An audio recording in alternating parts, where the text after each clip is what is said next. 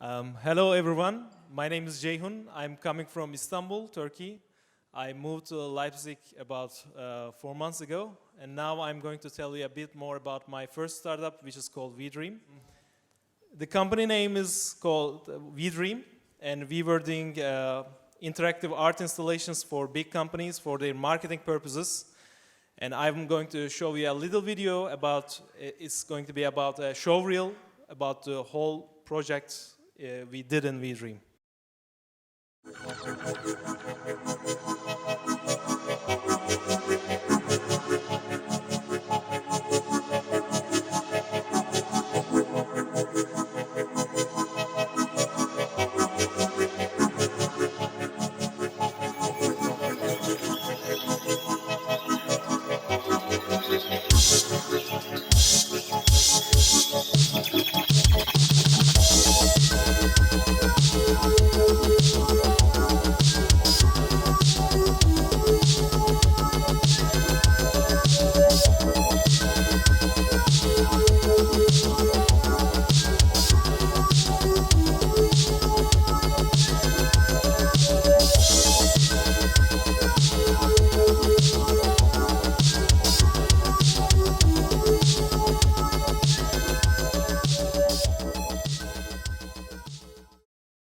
So what we were doing in WeDream was we were developing custom-made software and art installation for big companies or some art projects. We were making an interactive installations which is based on the motions of people. So it is not a it's not a standing art installation. It changes with the movements of the people. So you can put some art in it, or you can put some some data from the company that you're presenting. So it was a tailor-made projects for each company or each art project. In the beginning, it was great. We were really having fun with doing such projects. I was doing the coding stuff, and my brother was an architect, and he was doing the whole planning of the project in art ways. But afterwards, we did some projects with Renault, like big companies like Renault, Nokia, and some other multinational companies. Everything was going good, but afterwards we hit a big storm, which is mostly caused by the customers. And I put some things in here about why we failed in this project. One of the biggest problems that we have was about time that is spent on the projects. We were spending so much time together with clients to please them. We were obsessed with pleasing them, but unfortunately they were never pleased. So we were spending infinite amount of time, but the money that we are getting from the clients were finite. So project revenue divided by time spent on projects is a real it shows the success of the company, to my knowledge, as I think. And the other thing is a black hole created by customers. I call it black hole because it's a never-ending story.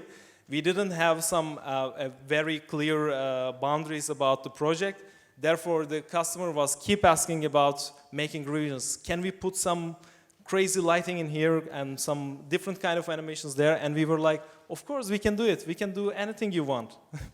But in the end, it was not a very good idea. So we were spending a lot of time that we planned. But as I said, the amount of money that we charged for this business was limited. So eventually, that leads us to failure. In the end, we were unable to pay for the bills and unable to pay for rent. And this is how the company came to an end. I think it is another part is that while we are searching for new clients, we understand that what we were doing in this business was very new, and the customer didn't know about it. We were not a marketing agency. We were not a visual company.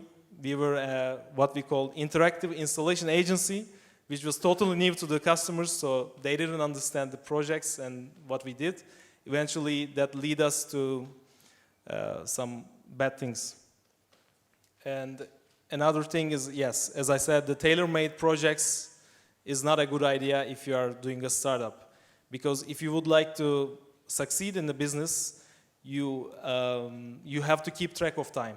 It is what, to my knowledge, is what it's all about. So, of course, we failed, but the failure is not the worst thing that can happen to a startup or you.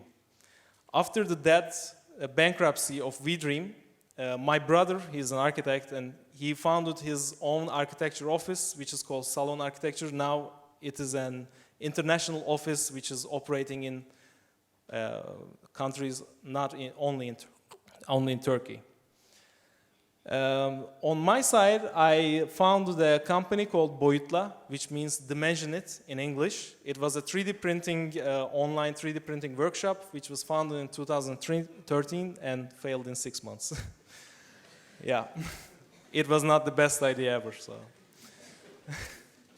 then afterwards, I was, as I said, I was on the technical side of the business. I was doing the coding, but I already had a background in material science, and I really wanted to make a huge impact on our lives, like finding a solution to energy storage problem.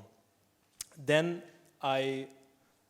while I was in university, I founded the company called Graphitech, and which was supported by the Minister of Science and Industry in Turkey.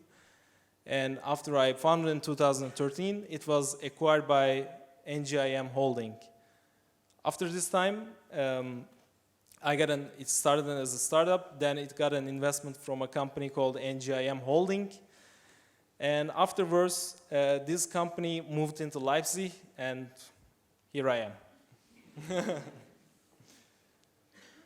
Thanks for listening.